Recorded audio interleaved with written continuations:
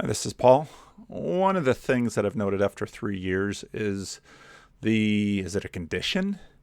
Is it Jordan Peterson obsession? Something that certainly I have been either accused of or maybe even guilty of. Maybe even Jordan Peterson possession. What would Jordan Peterson possession means? And we all sort of know the symptoms. Watching endless hours of Jordan Peterson and can't get enough of him. Now, many of us had this condition 3 years or so ago, and one way or another, he became sort of map territory in terms of our minds, and the condition subsided.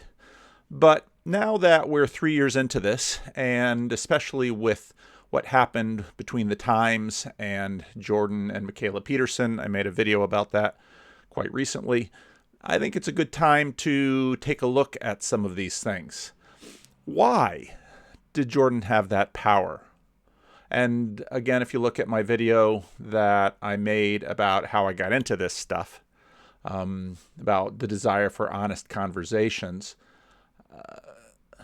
what was it about Peterson that really captivates? And even still, I had a little private DM loop with some other YouTubers, and one of them made the comment that, whenever he does a video with Jordan Peterson in the name, bang, up go his analytics. And that certainly is very true for me. You can just look at my channel and see that that's abundantly clear. Jordan Peterson is much more interesting than I am. But I have to look at myself with this, and I have to ask the question, what about this man has driven this, and why? What's going on? And in some ways, that's been the question that I've had about him the whole time. What the hell is going on? And in fact, that's a little clip of him in a question and answer asking that question. What on earth is going on? We watched hours and hours and listened to hours and hours, and we risked reputation and friendships because we felt we discovered transformational truths that we couldn't deny and had to somehow bear witness through truthful speech. This little picture, if you're watching the YouTube, of when Jordan visited Liberty University and the convocation, and this young man rushes the stage. He just has to talk to Peterson. What wouldn't he risk to talk to Peterson? Now, it's not just preachers that have had this experience. It's journalists too. And two of the journalists that I think have been most helpful to listen to through this are David Fuller and Tim Lott, both of them from the UK. And David Fuller, of course, is one of the founders and one of the main wheels behind the YouTube channel Rebel Wisdom. And David Fuller, quite early on, found Jordan Peterson and just really in anticipation of the wave, got in and did a glitch in the Matrix, that video that really helped. Well, it put both of them on the map because David Fuller has again a background in journalism, and Tim Lott, also another serious journalist, had an early interview with Peterson on Christianity and the resurrection, and that conversation was, I think, again a really foundational conversation where Jordan, he's at that point he's still, he's still like me, just a regular guy, not really caring what he wears or how long he lets his beard grow when he's talking on YouTube, because what doesn't matter? He hadn't really been attacked yet. He hadn't really been, scrutinized and put under the microscope. Well, maybe I should take a lesson from Peterson and be a little more careful, although I really don't think I am going to ride the same kind of status rocket as Jordan Peterson, and actually I certainly hope not. We can see some of what that has cost Jordan Peterson. So both David Fuller and Tim Lott took a deep dive into Peterson. Now, in the wake of the Times piece on Peterson, entitled "A Broken Man," David Fuller has these, I don't know what to call them. They're basically big Zoom meetings with the Rebel Wisdom members, I think they're called. And they talk about these things. And again, I was on one of those not too long ago. I really appreciate what David is doing, not just in terms of making video content, but what he's, I think David and Ali have a lot of integrity. And I think they're really working hard to help people. And both Tim Lott and David Fuller are two people whose approach to all of this I deeply respect, and I think they have approached it in the best way. Now, the whole video, if you haven't watched Jordan Peterson in the media, the whole video is worth watching. I'll give a little warning to those of you who haven't seen the other video. I regularly get comments that, well, whether I'm reading a newspaper article or reading a chapter from a book or commenting on a video, that I keep interrupting the video to add my comment. This is a commentary video. That's what I'm doing. So if you're annoyed by my comments, turn it off here. Go back and watch the video. If you're interested in my comments, this is the video for you. Part of what we're dealing here is sort of an implicit messianism, that Jordan Peterson is a Messiah, or, well, not necessarily he himself, but he has the words of life to riff on John 6. I've told the story before that a colleague of mine back in 2017, when I was doing the Jordan Peterson dive, found himself doing the Jordan Peterson dive and pulled out of it because I said, I'm listening to more Jordan Peterson than I'm reading the Bible. And I kind of chuckle about that, but I respect it, because what that pastor recognizes is that we can all get obsessed or possessed or colonized by ideas. And my, I'm a little subject to this, for those of you who can't tell, because when I find an idea that's interesting, or I find something that's puzzling, I tend to latch on pretty strongly, and I hold on to it, and I won't let it go until I figure it out. And then usually I'll let it go, or at least come to some kind of resolution where, in terms of the mapped, unmapped territory dynamic, I hit a point where I say, okay, well, I think I know that, time to move on to something else. So this conversation here, I'm just going to play some of the clip from the middle of it, gets into this, because my point is not so much to complain about people like myself or David Fuller or Tim Lott, who've done the deep Jordan Peterson dive. Many of you who subscribe to my channel have taken the dive too, but to ask about the dynamics and ask about what we want. In the video I made about Jordan Peterson and the idols of Babylon and the fiery furnace, that video was very helpful for me to make, because it illuminated the idealized image that we collectively create and promote and distribute, which media has a big part of distributing, that we all sort of check ourselves against and long for and wish for. It's in some ways the mentally, socially, culturally constructed heaven that we all sort of agree with. Now, again, to get a sense of what human community is and how it works, there's very much something like that we're all sort of leaning into something. We're all on a journey towards something. We're all moving in anticipation of something. And obviously, for some of us, Jordan Peterson was a big part of that. And so then to have the Times portray him as a broken man, well, you've just attacked our Savior.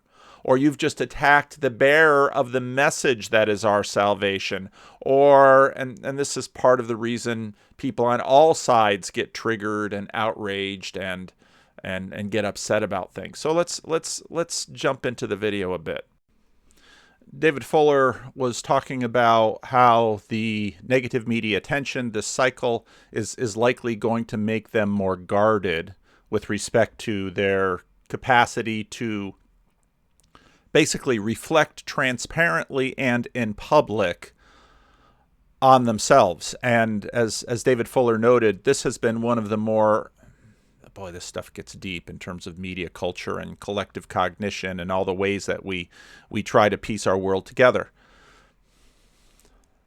But it'll likely make them more guarded and put them, Jordan and Michaela and the family, and they very much seem, Jordan and Michaela and the family very much seem to sort of approach this as a family business, which is another interesting aspect of it. But it will make them more guarded, and this, again, for David, one of the, if you watch a bunch of his stuff as I have, and especially a bunch of the things where he talks about it, I mean, he was very much looking for a movement that could, see,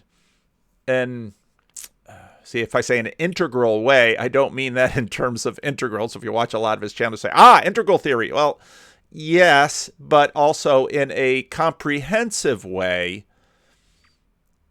the polarities and tensions of our culture could be productively addressed. And we could hopefully in this process get at truth and have better conversations. Yeah.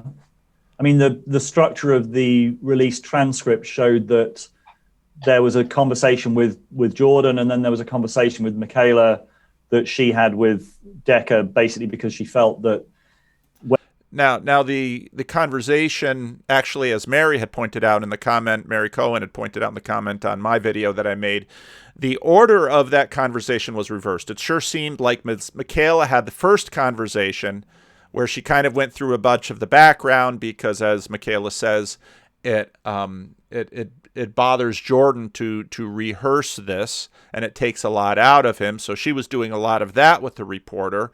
But that then focuses on the interplay between them. When Jordan talks about his illness, it puts him into a bad space for a couple of days afterwards. I mean, my concern, I guess, with that is that it's difficult to see how they won't become far more guarded with stuff like maybe they're blaming themselves for mentioning the schizophrenia thing and having that taken out of context. And then if you start second guessing that anything that you say and all of the medical details that you give might be taken out of context and might be misrepresented, that it'll just lead to a sort of cycle of increased defensiveness and increased, retreat, which... Oh, sorry to interrupt you, David. Yeah. I mean, one shouldn't forget that Jordan is an academic, and therefore what he deals in is detail. And he thinks, I sometimes imagine, that if you just give people enough facts and detail, that they're going to be better informed. And that's really not the way the media world works. And again, this is a lot of what's really good about this conversation is both David Fuller and Tim Lott's background in the media. And so they bring that expertise. And to Tim Lott's going to comment on the point he just made as a journalist, but again, as a pastor, that's something that you see as a pastor all the time, because pastors have sort of a side of themselves that's an academic, and people have often commented that in my conversations with pastors, we just have rooms lined with books. Yes, we do, because we read a lot of books, but one of the difficult things for pastors to deal with is that more information is just more information. It's not necessarily what captivates or grabs people's hearts, and journalists know this. And again, we have an attention economy, and I think a lot of what Tim Lott will say in this video about journalism is very true and very perceptive and very critical of the current state of journalism. What happens when you give them a lot of facts and detail, whether reliable or unreliable, is they get bored and move on to something else, having formed a stereotypical position. So he's got a great faith in reason, I think, and that even though I think as far as I can see, the medical treatment was not always based in reason. I don't know. That's a real mystery to me. I mean, it remains a mystery at the end of the story Okay, and I talk quite a bit of that because I think that is another aspect of this story that is deeply true. Now, where Tim Lott is going to go with this, though, I think is important, because this is where we get into another aspect of my video conversations where I talk about the miraculous.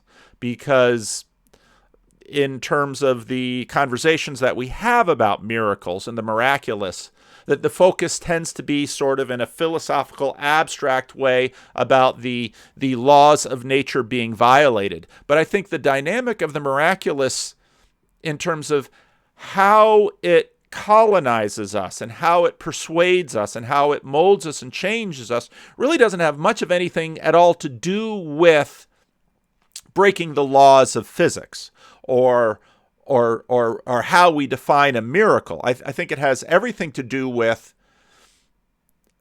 again, Jordan Peterson says, in terms of his cognitive science, I mean, we see opportunities and obstacles. The power of the miraculous are opportunities. The power of the miraculous is that, oh, here is a way I can be saved. Well, saved from what? Well, again, to get back into the question of consciousness, consciousness is a monofocal function. And I've, again, talked quite a bit about consciousness of unity, and then that creates a duality, and then sometimes a trinity. And I think beyond three, we just sort of go over into the many. But I think the power that obsessed and possessed us was a sense that Jordan somehow was giving us an indication that he had an idea, or he had the truth, or he had a way of relieving deep dissonance that was not only in our individual selves, but again, I think one of the huge contributions that Jung made, and this is, part of my deep takeaway from Jung, is that the story inside and the story outside are part of a continuous story. And that isn't to downplay the border. Tom Holland just did a very interesting podcast on borders and walls, the Rest is History podcast. But the story inside and the story outside, if you get someone like Peterson who seems to, in that moment, really touch something very deep and central to the story inside and the story outside, we're going to hone in on it. And again, the one video I made that I know Jordan Peterson watched, because I know he tweeted it, was the video I made about why young people watch The Office. And that was one of my very early videos. And it was similar to, I had gotten that idea because Jordan Peterson was looking at these Disney movies, and I was thinking about, I'm the father of 5 children, and I would watch my children read books over and over and over and over and over again, and watch movies over and over and over and over and over again. And then when my children were in their teen years, they were watching The Office over and over and over and over again. And well, why so obsessively? Why so compulsively? Well, if you ask them, they'll say, well, I just like it. But what's going on psychologically? Well, obviously, there's something about the drama and all of that stuff that is helping them work on the story inside and the story outside. And the point of that video about The Office was that each of the characters in The Office, Michael, Dwight, Jim and Pam, all of the characters in The Office in some ways were archetypal figures or proxy figures of archetypes or representations of people out there in the culture. And so what that situation comedy managed to do was take the world and bring it down into an office and process it there. And so, the Office, did some poking at political correctness, because of course Michael Scott his archetype was the anti-PC guy, but he was different from Dwight. Now remember, Dwight saw Michael as a hero, but Dwight was much more of the authoritarian, whereas Michael Scott was the fool. And so what was happening there is that we're processing the broader world by taking it inside, mapping it inside, comparing it against our first draft, and processing it internally. Okay, now how then do we come back to Jordan Peterson and find what was going on here?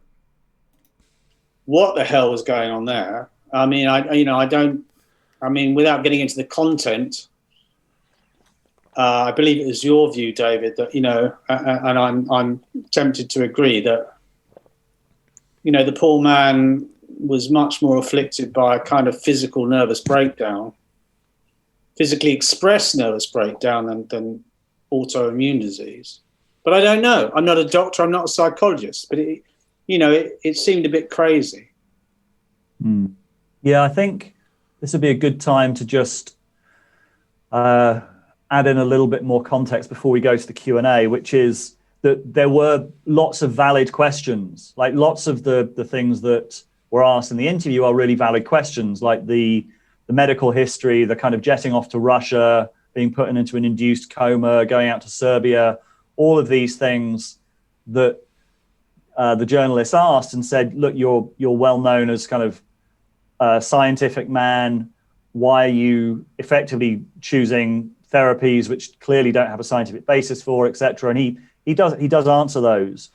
But the one thing, like, there's a lot of questions that I would love to ask him. There are a lot of there are a lot of, I think, fair criticisms or questions that I would like to ask him and that I've kind of been holding back on because I wanted to ask them to him personally. Like, I wanted to have the opportunity, partly because he was in such a bad way for a while and it felt sort of inappropriate. And one of them is the thing that you can hear the journalist ask at some points, which is, you're giving all of these medical reasons, but surely there's more to it than that. Like, that whole story arc of kind of exploding into the public eye, the sort of becoming this lightning rod for the culture war, and then this incredible arc of then what happened to him over the last couple of years. Like, I don't think that for him, in some ways, he's asking the Jesus question that Islam really points at Christianity. What kind of savior gets crucified? I like my culture war heroes uncrucified. I like my culture war heroes victorious.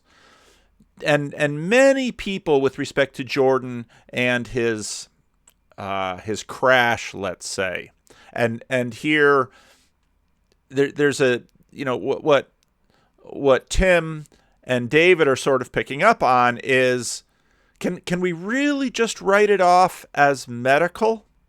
Because part of the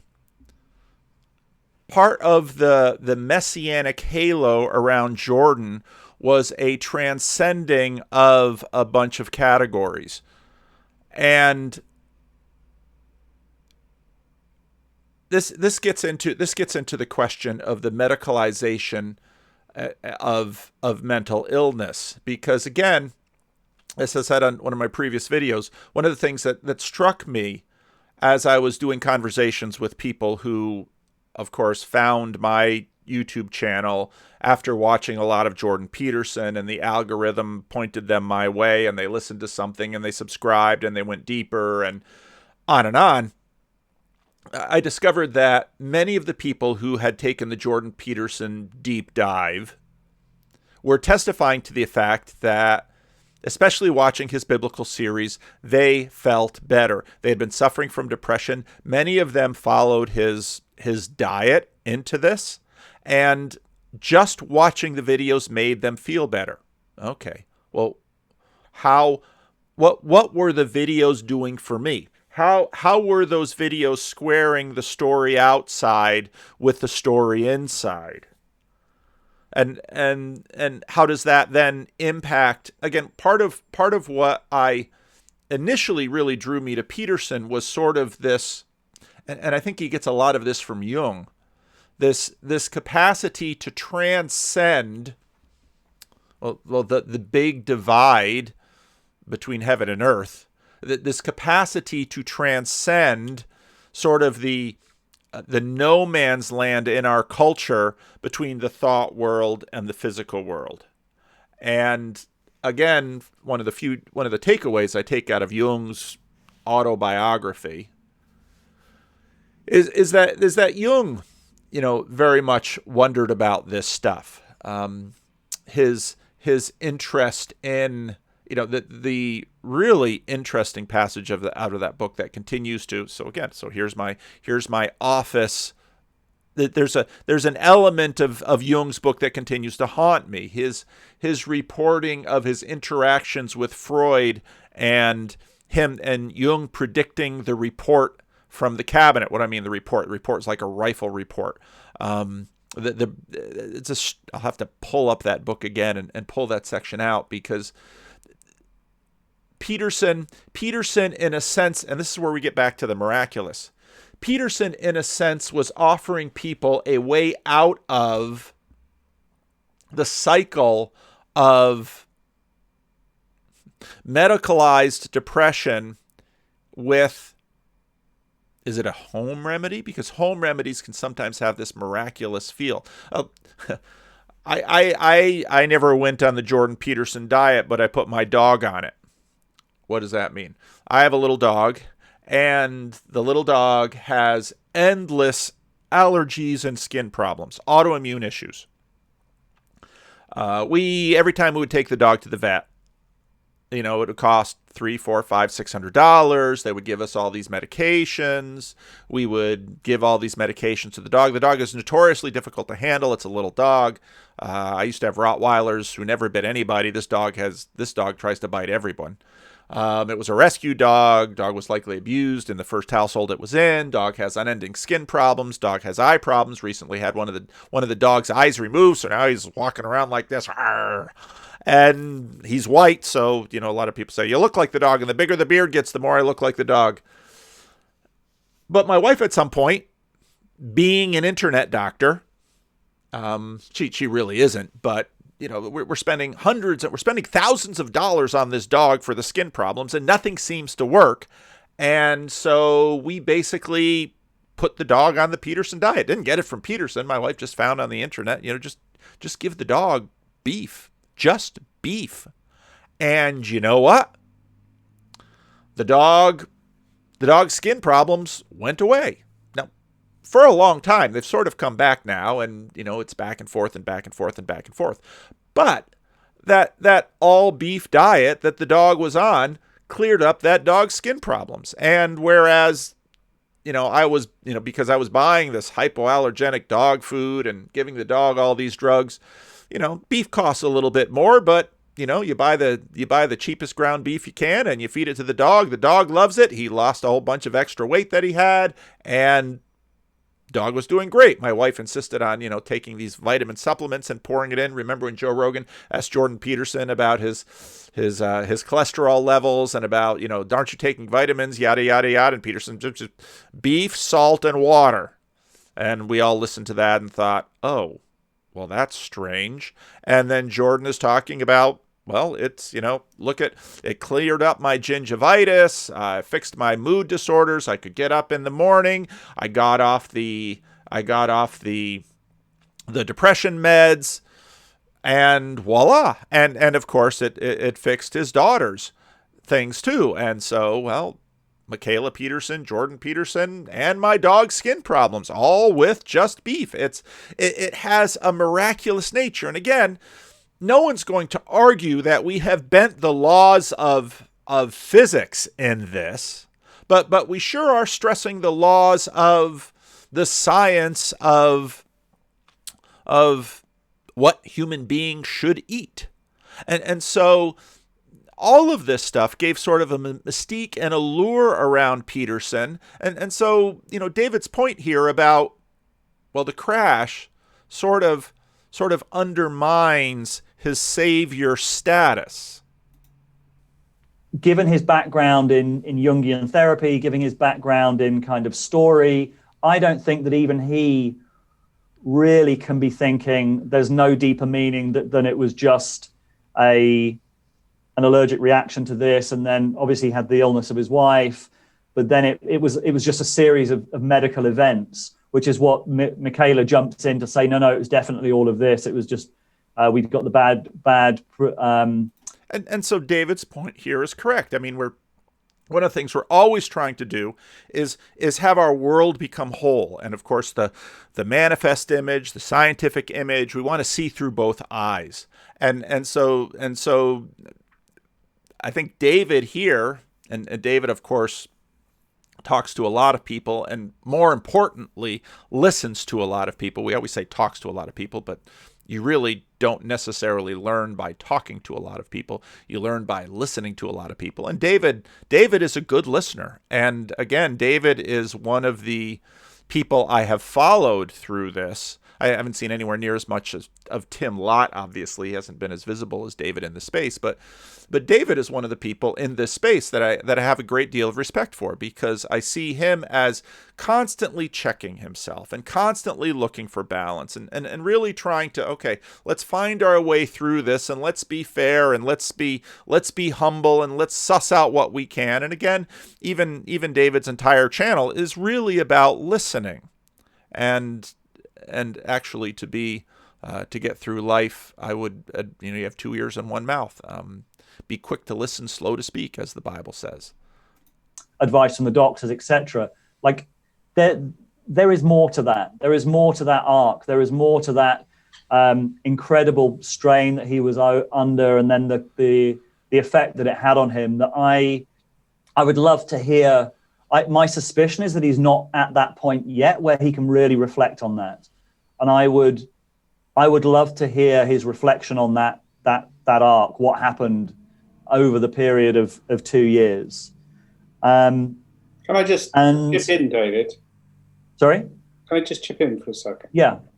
I was just going to say this has always been a paradox with him. From the very first time I met him, he was...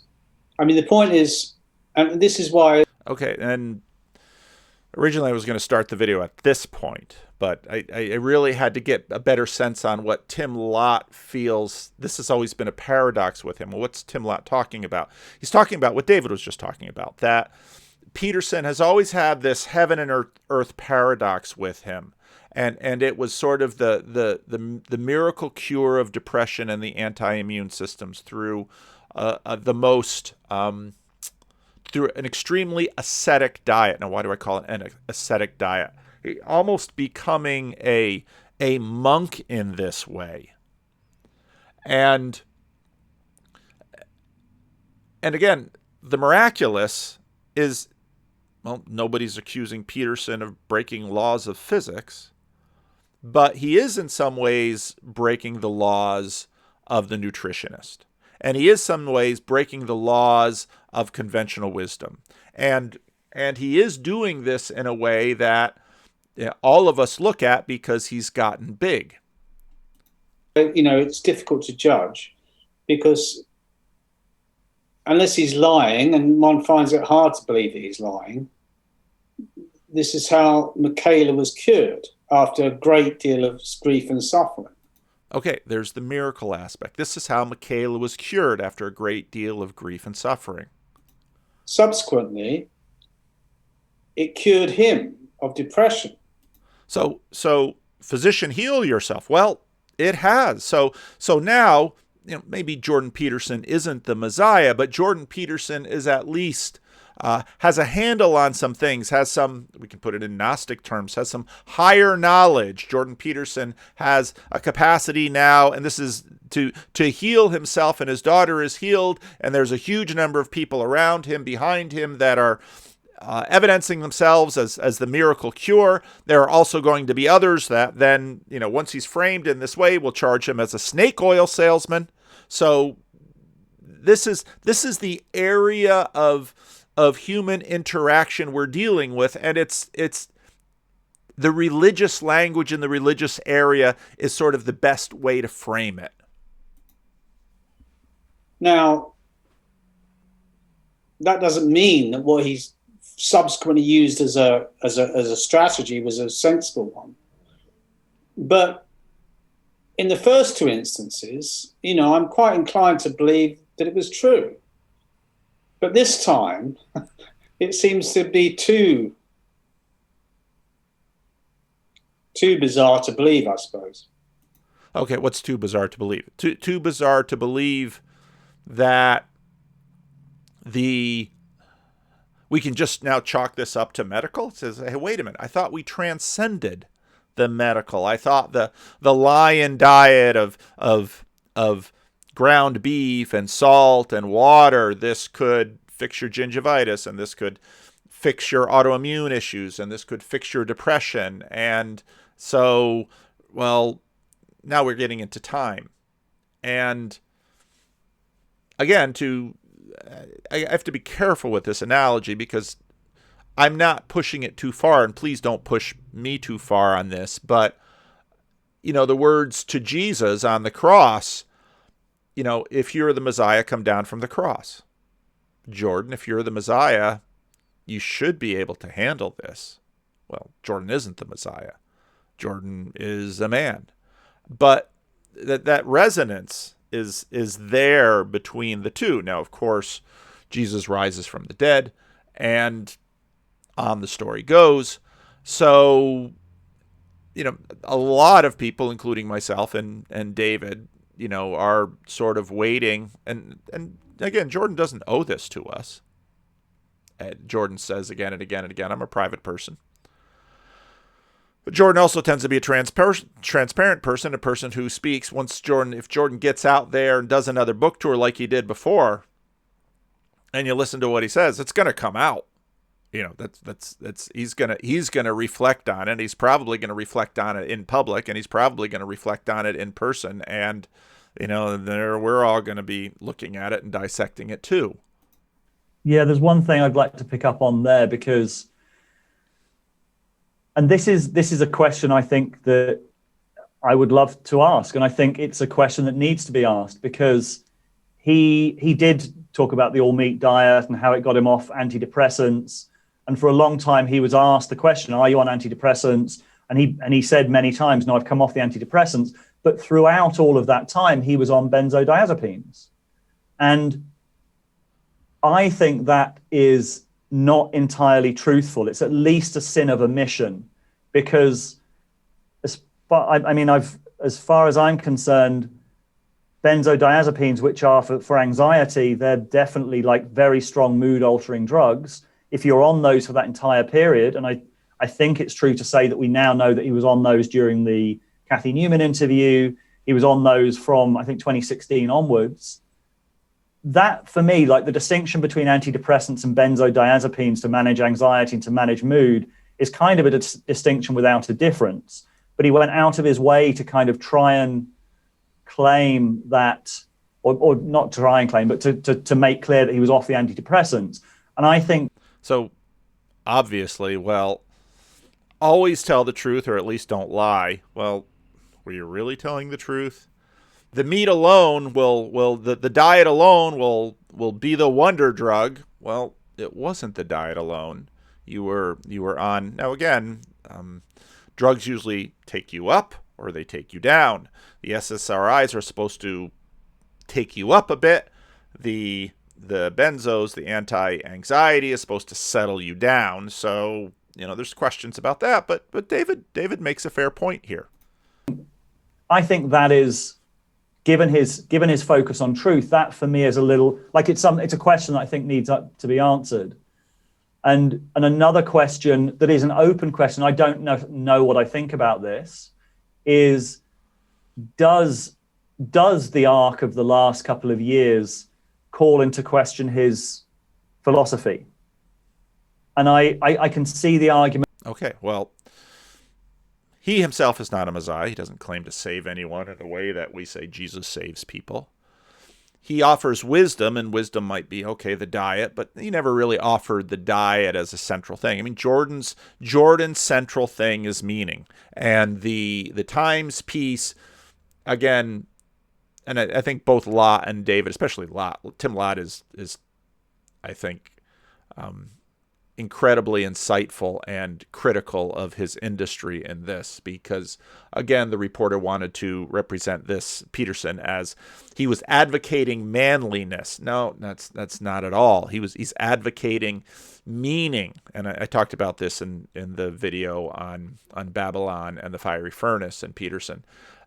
He's offering meaning as, and then the question is, well, hey, Jordan, wait a minute. You were in the midst of a world-saving, meaningful tour, and you got taken down by this. So maybe it's not the meat diet, maybe it's not cleaning your room, but one is hard pressed to believe a more meaningful tour than you were on. You've got men and women standing in line. What is the number that he gives in terms of how many people he spoke in front of? 250,000 people in the span of 150 days, something like that. Millions of views on YouTube, people coming up and bearing witness to the fact that he's really helped them. I mean, how much more meaningful a status rocket ride can you find? And you still get taken down by the medical, and by your wife's medical emergency, and by your struggle with depression, and by all of these things. You still got taken down. And so, the core of what Jordan is selling, which, again, if you listen to the recorded conversation with the Times, at the end of Jordan's time to talk, he's right there making the point. This is the message I want you to get out, that it's meaning. So this is the summary that Jordan gives, and again, this is the core of what he's offering. I have one question for you too. I think of all the things, I think it would be a mistake to tilt this discussion too much towards the details of my illness, because the story here that hasn't been told properly is the reason for the tremendous hunger that's manifested itself for the sorts of things that I've been talking about. And there isn't a journalist who's got that right yet. And I think that's because journalists tend to look at things from a political perspective. And this hasn't been a fundamentally political, what I've been doing hasn't been fundamentally political, even though it's been cast that way. I've been trying to help people. I've been trying to point out to people that they need a profound meaning in their life because their lives are difficult. And without a sustaining meaning, then you can become bitter. And that's a bad outcome. And also that the meaning that you need to sustain yourself is to be found through responsibility. And that's the fundamental message that's resounded with people. It's that small equation. Meaning justifies suffering, and meaning is to be found through responsibility. And no one is delivering that message, but it's not optional, that knowledge. It's vital. People can't live without knowing that. And so that's what I've been telling people, is that, look, your life is going to be hard, and that can warp and hurt you in a way that will incline you to make things worse rather than better. But you can forestall that without being naive by taking on the proper responsibility in your life for yourself and for your family and for your community. And that's real. That makes things better. It's not just a psychological paper over. It's the genuine article. And then I have all these thousands of people who are continually communicating with me, who say, I've tried that. I was desperate and I tried that, and it works. So that shouldn't be lost in the shuffle and in the details of my, bizarre affliction. It's a sideshow. Okay, he says it's a sideshow, but as David Fuller says, no, it's the real show. Now, of course, the Times, watch my video about idols and fiery furnaces. I mean, I like Tim Lott, like David Fuller.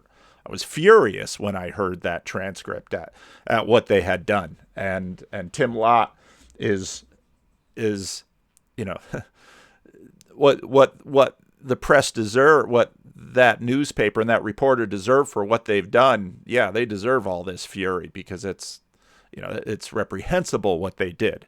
But David's point here, okay, responsibility. And again, one of the things that comes through with Peterson's conversation with the reporter is that she again and again and again tries to trigger him with, did that make you angry? Did that make you angry? And that's just a Kafka trap that she's trying to put Peterson into, because if it says, yeah, it made me angry, then aha, people are supposed to be zen and not angry. Or aha, it didn't make you angry. Oh, people are supposed to be furious. It's one of these many Kafka traps we have currently in our moral imaginary in the culture.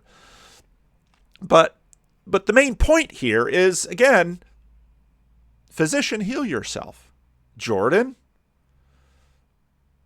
people face hard things in the world. And again, now Jordan could come back and say, but I've not been embittered by it. And fair enough. But you were disabled by it. And so all of these elements are part of this story. And I think that's what's raising the dissonance deep down. And we're trying to put words to it. Well, why do I experience dissonance with Jordan's time on the cross? How can this be? Now, I'm not advocating sort of a quick, easy closure of this, because again, as a pastor, one of the things that you learn is that don't be codependent with people suffering. Even if you can just wade in and fix something, it's probably not the right thing to do. For Christianity, suffering is not at the bottom of the hierarchy. Suffering is not hell. Suffering can be hellish, but suffering also can be productive. So don't waste your sorrows. Don't waste your sufferings. And all of what we're through here is for Jordan and for us, part of a process through which we can learn. So, but David's point here is an important point that you can hear from his critics. And again, just because a critic makes a point about Peterson that's true doesn't mean it should be discounted because the person is a critic. I mean, that's part of the facile cancel culture that we have. Oh, Martin Luther was wrong about everything because it was an anti-Semite. Oh, okay. Oh, Dr. King was wrong about everything because he had a woman problem. Okay. Oh, JFK, on and on and on and on and on. I think as an adult, we can do a little bit of separating the people from the ideas and sometimes understand that people are people. And again, I'm a Calvinist, total depravity. None of us are where we should be. But again, David's point here is important, and I think well stated by him and Tim Lott. That it does, and I can see the argument that it doesn't. But I think for me, it certainly shows up, and I've thought this about Jordan for quite a long time. I think Jordan's philosophy is necessary but not sufficient. And this focus on the individual is necessary but not sufficient. And I think that's exactly right. Okay, so this, even the focus on his philosophy, what's his philosophy? We just said it's personal responsibility. It's necessary but not sufficient. Focus on the individual. It's necessary but not sufficient. And I think that the arc that we've seen shows up some of that insufficiency. And I think it's a very open question as to whether, and like I say, I haven't got a firm view on that, but I think it's a question worth exploring as to what the story of the last 2 years, what that means for his whole philosophy. I mean, I think the tragedy here is that after a tremendous amount of media coverage, most people won't have a clue what his philosophy is. And even after, at the end of the interview, Jordan, in a sense, says to the reporter, look, and now we've read, because Jordan posted it on his blog, now we've read what they promised him in terms of an interview. Okay. And Tim Lott is very clear about, well, there's some ways that Jordan could have gotten, maybe have done a question and answer instead of just letting the reporter reframe it. But here at the end of the interview, Jordan, in a sense, says, let me make this easy for you. Let me tell you exactly what I think my mission has been and what all of this has been about and why I've had the status rocket ride and what is the deep need of our current moment. Let me tell you what that is. Let me put that into simple sentences that all of you can take. And here it is. Whoosh. Right over her head. Over her head, or willfully blind, or why? It's been so mischaracterized, so misrepresented, so trivialized, that the depth and breadth of it, which anybody who's watched his early videos or read the Maps of Meaning, which is not an easy book to read, and I still haven't finished it, but he's a remarkable mind. I like this guy. He's an honest guy. That's Maps of Meaning. Yeah, that's a hard book to read. I haven't finished it. Neither have I. I know some people out there. How can you talk about Peterson, not read Maps of Meaning? Well, I've read some of it. I've read parts of it, but yeah, I read a lot of books. But you would not think so. If you would just think, what would you think? I mean, you would just think he was a sort of table thumping, alt-right bogeyman, and he's nothing like that, and he's got a very, very, very interesting understanding of the way the world is and the way people are. And I think it's a great tragedy that there aren't more writers who have taken the trouble to just simply, without getting into the whole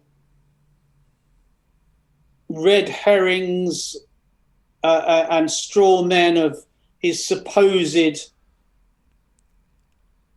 misogyny, his supposed transphobia, which is entirely inaccurate as far as I can make out, and have a think about what it is he's saying.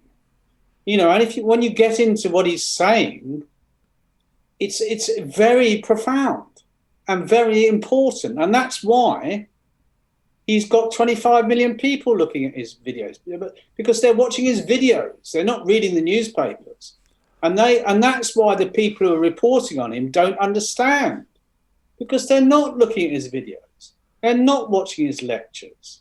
They're just reading other newspapers, deciding who he is, and going in there with both fists flailing. And there's this huge gap between a busy journalist who just has to knock out another feature every week and you and I, who will sit there and think, this bloke looks interesting. And, as in my case, for about 3 years ago, before he became famous, watched pretty much everything he'd ever recorded. And, and was gripped and fascinated and compelled by what he had to say. And I simply didn't think of it, and still don't, in any political way. It's almost as if our political mentality has become reduced to tram lines, and that we're impossible, to mix my metaphors, that we can't think outside, and he doesn't sit anywhere in a simple spectrum of political thought. And people don't seem to be able to cope with that, or they can't be bothered to check him out properly because they're almost frightened that he might be right. And I think that's where, what if he is right? Well, I've got my, I work in religion.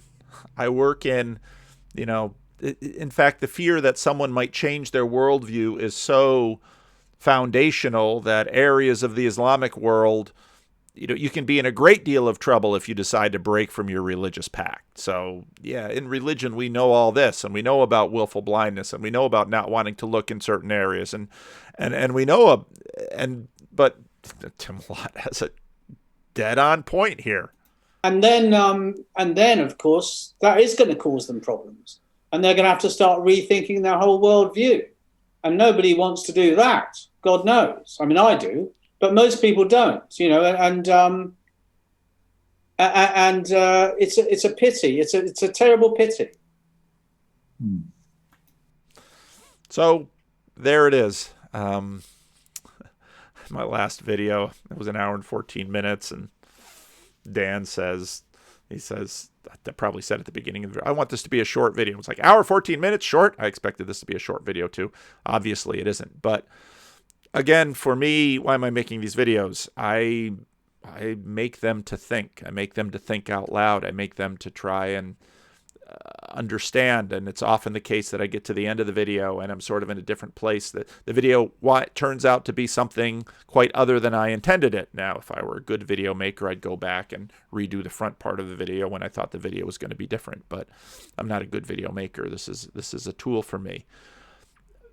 But the point here, the various points, that there's the magic element. Well, Jordan Peterson seemed to be performing a miracle that got all of our attention. Miracles always get our attention. Okay, well, what is this miracle about? Well, what is at the heart of his message? At the heart of his message is responsibility. And, well, what does his journey into the wilderness say about the truth of his message?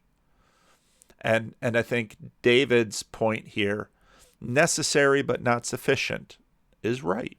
I think that's right.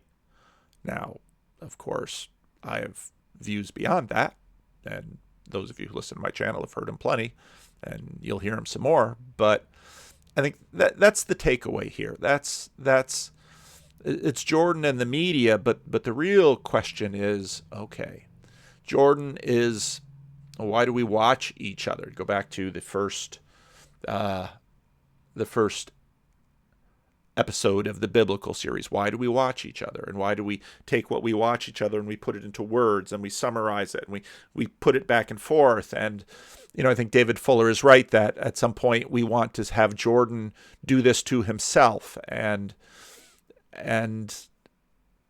yeah, and we sort of wait for that. But I think these are the issues. So I was looking over at the end of a video, YouTubers are supposed to say like and subscribe and hit the notification bell.